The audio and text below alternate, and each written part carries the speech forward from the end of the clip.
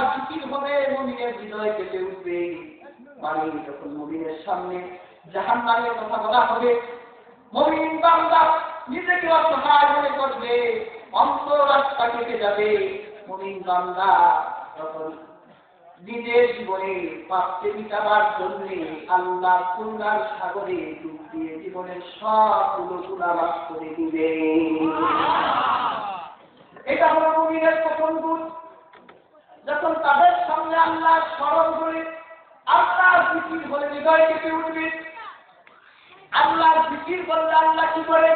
পবিত্র কোরআন কারীমে আল্লাহ রাব্বুল আলামিন বলেন, ফাযকুরুনি আযকুরুকুম, বান্দা আমার স্মরণ করো, আমার জিকির করো, তাহলে আমি আল্লাহ তোমাদের জিকির করব।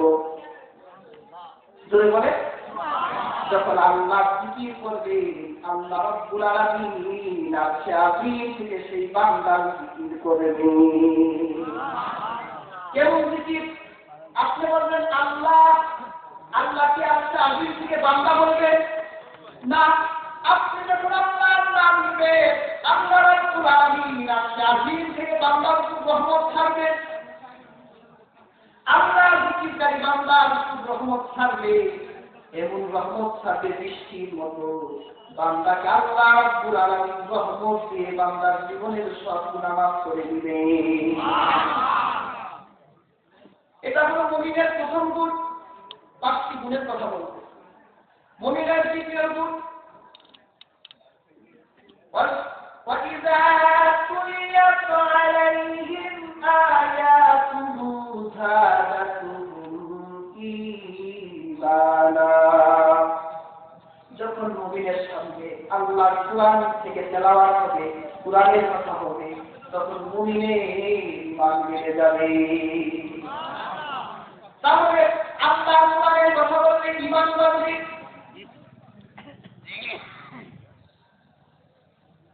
জিয়াদাতুল ঈমান বিতিলাওয়াতিল কুরআন, কোরআন তেলাওয়াত করলে মুমিনের ঈমান বাড়ে।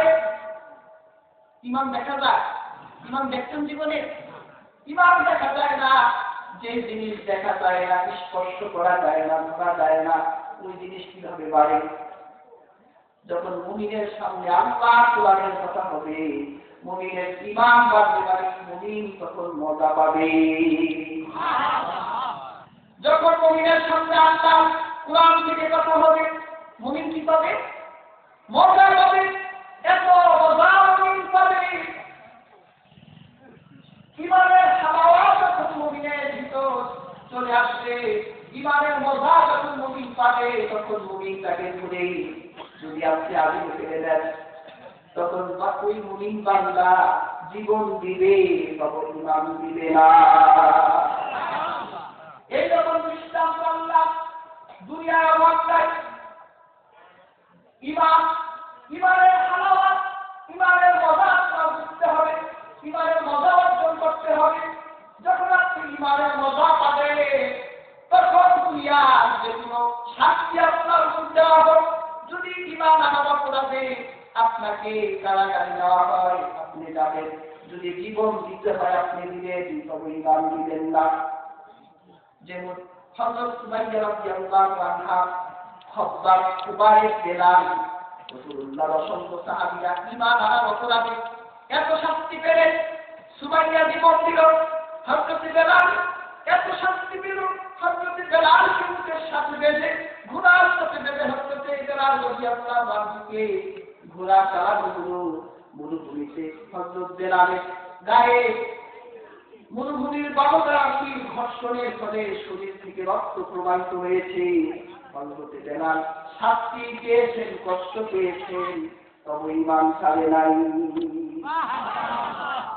ঈমানের মজা পেয়ে সবচেয়ে দামি হবে আপনার কাছে আল্লাহ রাসূল। ঈমানের মজা যদি আপনি পেয়ে যান, তাহলে সবচেয়ে মজা কে হবে? কে পাবে? সবচেয়ে ভালো লাগবে আল্লাহ রাসূলের বাবা মা যদি আপনার বিরোধিতা করে, আল্লাহ রাসূলকে পরিত্যাগ করার হুকুম করে, মুমিন বান্দা তখন বাবা মাকে ছেড়ে দিবে, তবে আল্লাহ রাসূলকে ছাড়বে না। হযরত খালিদ বিন আবু বকর রাদিয়াল্লাহু আনহু তিনি কেমন সাহাবী? তিনি বলেন আল্লাহ রাসূলের দিন ইসলামে যখন 3 জন মানুষ ঈমান এনেছে 3 জনের মধ্যে আমি একজন ছিলাম। তিনি বলেন একদিন ঈমান আনার 3 দিন আগে রাতের বেলা ঘুমাচ্ছিলাম, স্বপ্নে দেখি আমি একটা অন্ধকার সাগরে পড়ে গেছি। সাগরে একটা অধিক অন্ধকার, হাবুডুবি খাচ্ছি, চারদিকে তাকাই আলো নাই।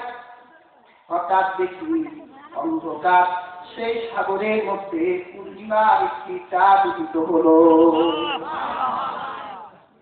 আমি সেই চাঁদের আলোর কাছে গেলাম, গিয়ে দেখি সেই চাঁদের আলোতে হযরত আলী রাদিয়াল্লাহু আনহু বসা, আল্লাহ রাসূলের পালক পুত্র যায়েদ ইবনে হারেসা বসা। গিয়ে বললাম, ভাই আলী, যায়েদ, তোমরা এই চাঁদের আলোতে কখন আসলে?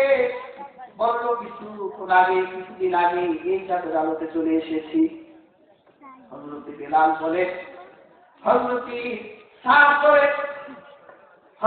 সাদ বলে আমি আমার ঘুম ভেঙে গেল। আমি সকালবেলা সেই চাঁদের আলো খোঁজার জন্য বের হয়ে গেলাম। আমি সেই চাঁদের আলো চাঁদ খুঁজতে খুঁজতে দেখলাম সেই চাঁদ স্বয়ং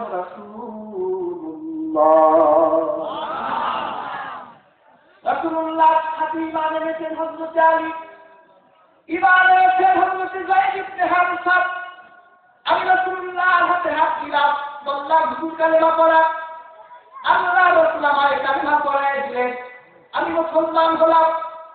আমার ইসলাম গ্রহণের কথা তারা ছড়াই করলো। খবর